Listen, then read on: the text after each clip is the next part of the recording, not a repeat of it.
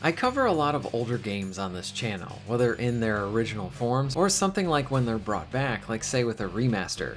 Generally, I really enjoy many of these titles, reliving a lot of that stuff that I played a ton when I was a kid. Stuff like Siphon Filter, Medal of Honor, Bond, Tomb Raider, and I could go on. And sometimes there are situations where you remember a game being better than it actually is now, and maybe you should have left it in the past. And then there are situations where the game pretty much feels exactly how it was back then, especially with you returning to it now and kind of reliving those memories. You very much find yourself re-enjoying the title, warts and all. I don't know if I can call Jedi Power Battles a good game. It has many issues, but at the same time, it is a title that I had a lot of fun with back in the day, and still do. And today we're going to dive into this remaster for a bit.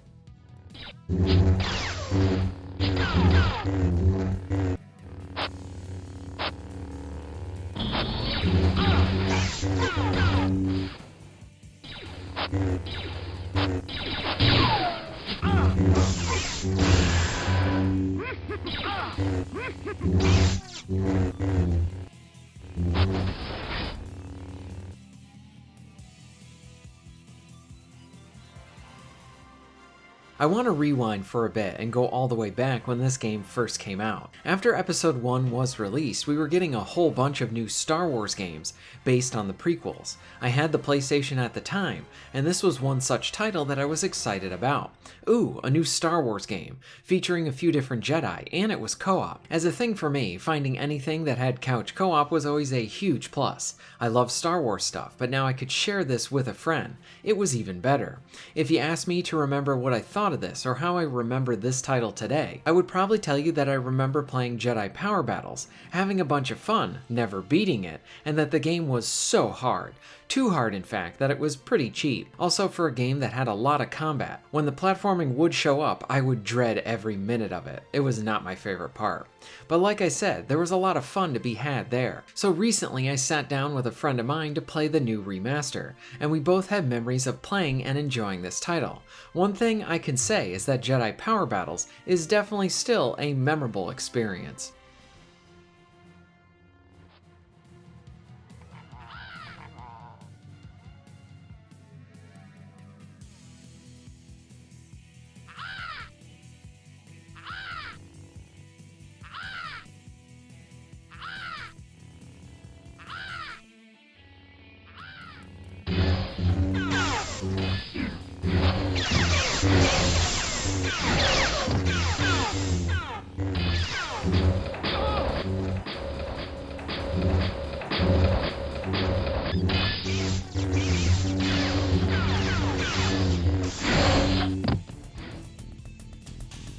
So what even is Jedi Power Battles? Essentially, you fight through the events of Episode 1, and you can choose from different characters, especially a lot of Jedi. You are tasked with hacking and slashing at all manner of enemies, lots of droids. There's platforming to break up some of the action, and some vehicle sections later on.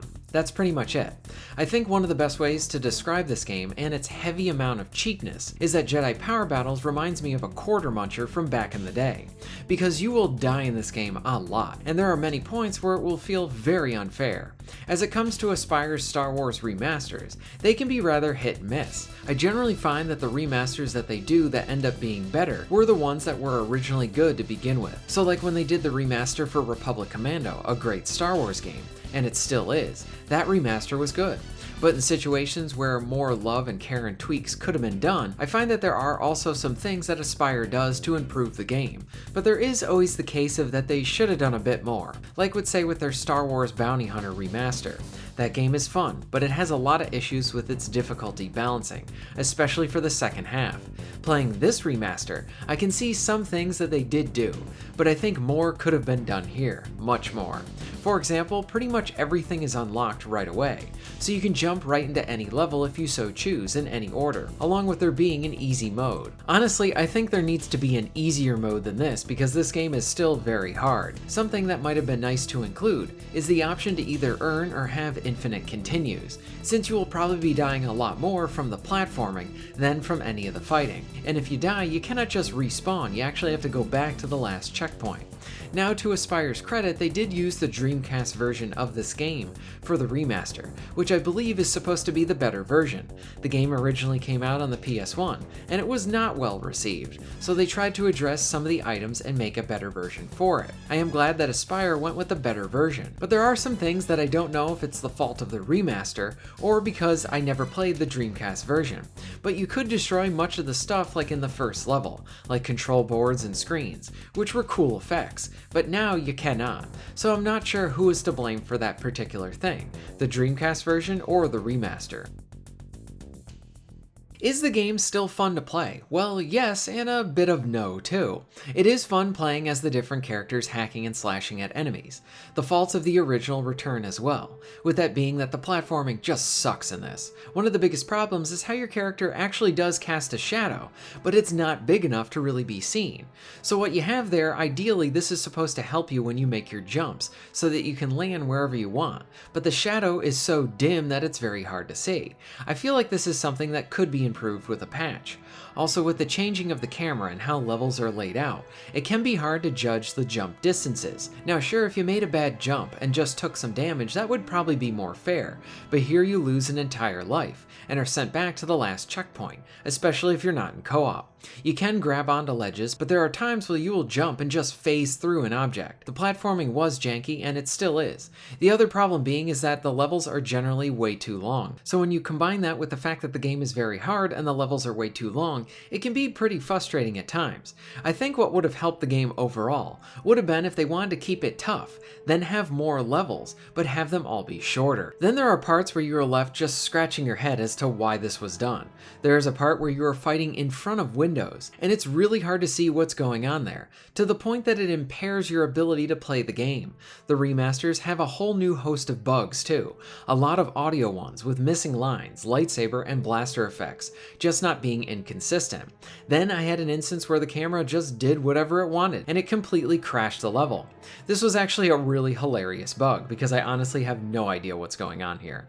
The camera can be a pain in co-op, because it doesn't really follow both of the characters, so if you have one player go off screen, good luck trying to get them back. Sometimes this causes a death too. I think Aspire should have added something like a player indicator with an arrow if you go off screen. Jedi Power Battles had issues, and this remaster still has many of them, along with some new ones.